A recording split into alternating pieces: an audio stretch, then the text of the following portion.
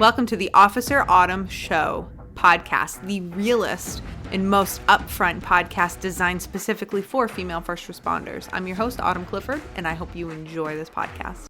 What's up, ladies? Okay, so today we have another situation from the DMs. Okay, so this one comes from a young female officer. She has been on her department.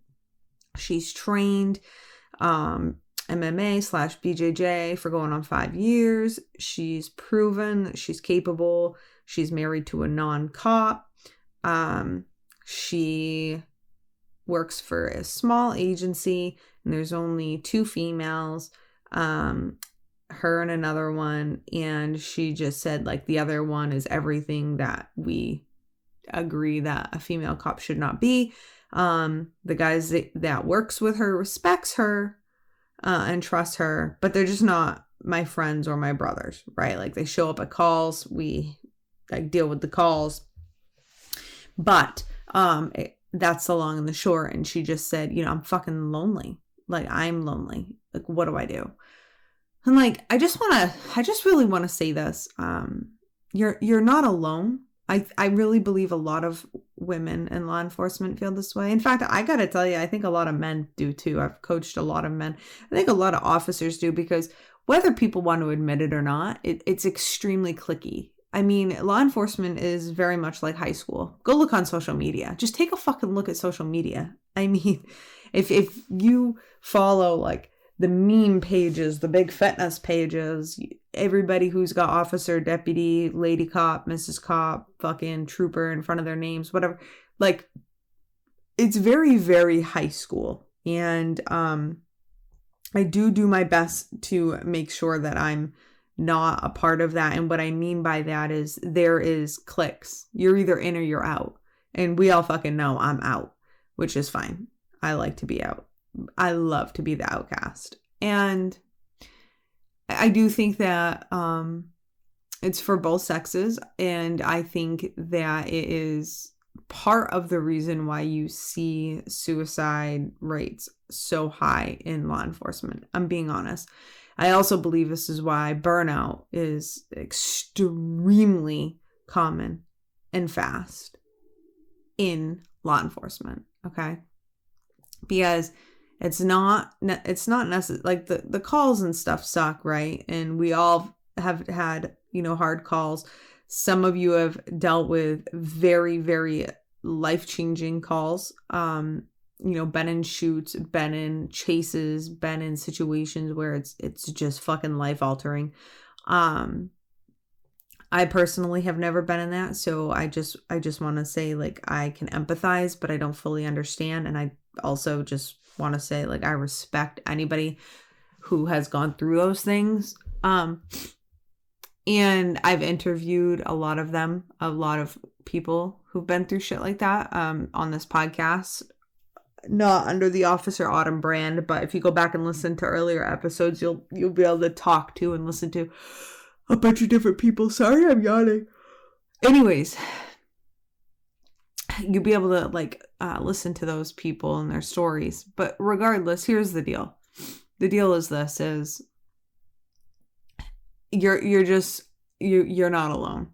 And a solution truly is to come into the Lady Sheepdog Club. That's my membership club for it's a training and education and supportive, like sisterhood, honestly, is what it is, you know, it's all female cops who literally feel the exact same way that this officer felt when she messaged me and is like, yeah, I fucking have nobody. It's just me. Like, I just want to, you know, I just don't want to feel like I'm by myself anymore. And that's what these girls, you know, we have a private WhatsApp. We have hours and hours of training. We do monthly training with like expert trainers. And so it gets, you know, it's pretty progressive. Used to be a monthly fee. Now it's a one-time fee. So you pay once and you're in. So that's definitely an option. And I want to tell you why I created it, but like why I can empathize with this question, like this female officer is that was me. But I worked in a department and there was like 4 women. It was smaller, it was a 50 person department, that's a typical size of one in Maine. Like that's normal. Or even just like a little bit big. But Maine police departments, we have very small police departments. It's not like the majority of places, to be honest with you. Anyways, like I think our biggest one is Portland, Maine. I don't know why I'm yawning. You're stressing me out, clearly. I think Portland, Maine is our biggest, our largest department, and that has like just over 400.